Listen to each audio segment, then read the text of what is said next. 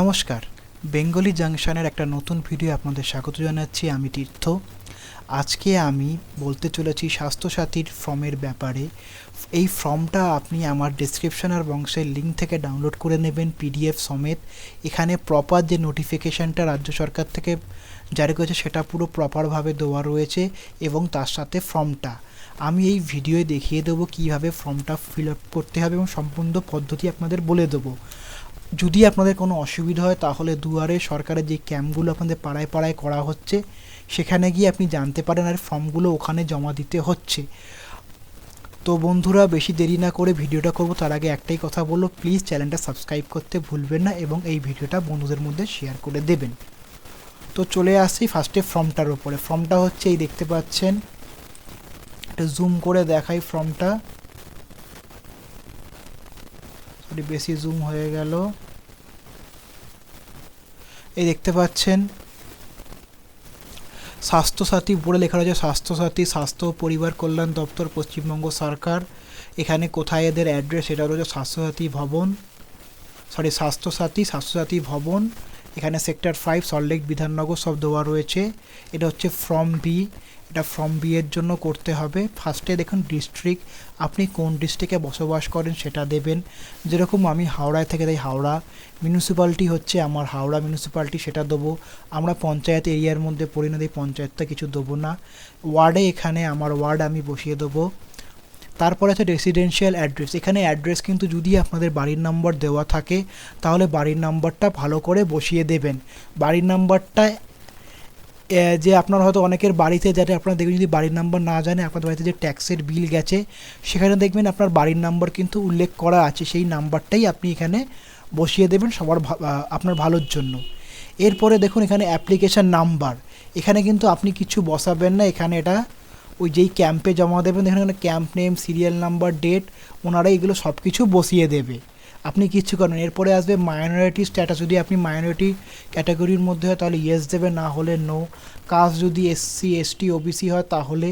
R department, if employee হলে যদি আপনি কোনো সরকারি ডিপার্টমেন্ট বা কোথাও কাজ করেন সেটা দেবেন। কি ক্যাটাগরির পজিশনে কাজ করেন সেটা আপনি এখানে জানাবেন। এরপর আসছে এটা হচ্ছে নেম অফ দ্য অ্যাপ্লিকেন্ট।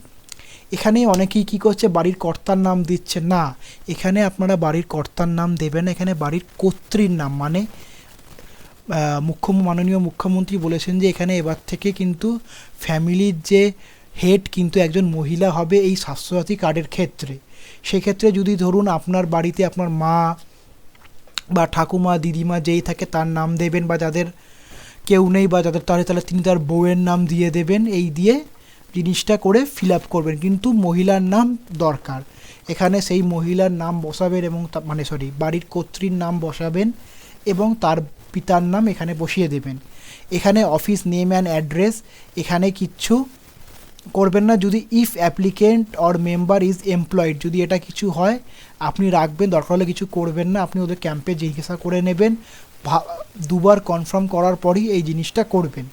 তারপরে যে do any member have family receive government sponsor health insurance বা অ্যাসুরেন্স, যদি আপনি পেয়ে থাকেন যে সরকারি কোনো সহায়তা আপনার স্বাস্থ্যের উপর তাহলে আপনি ইয়েস দেবেন, না হলে নো।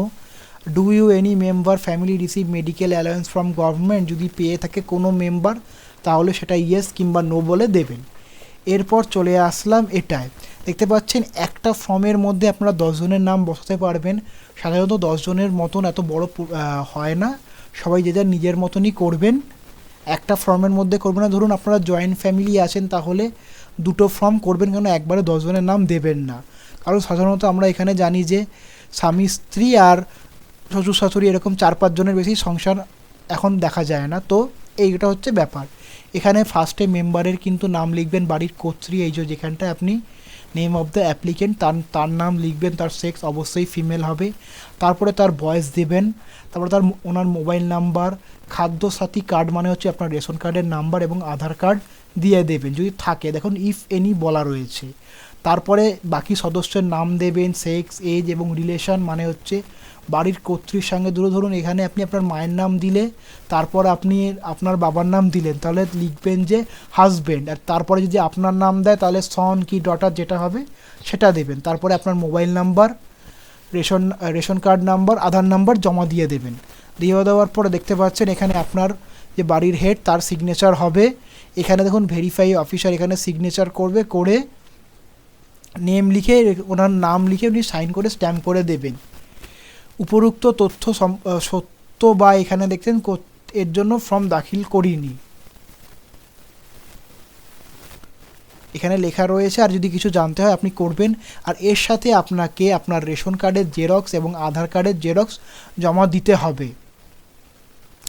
এখান থেকে আপনারা এটা করবেন। এছাড়া বাকি দেখতে পাচ্ছেন আমি বড় বাকি ফর্ম বাকিগুলোও দেখিয়ে দিচ্ছি আপনাকে যে এর মধ্যে কি কি আছে। এই দেখতে পাচ্ছেন এটা হচ্ছে দুয়ারে সরকারের মাধ্যমে আছে, সমস্ত কিছু দেওয়া রয়েছে।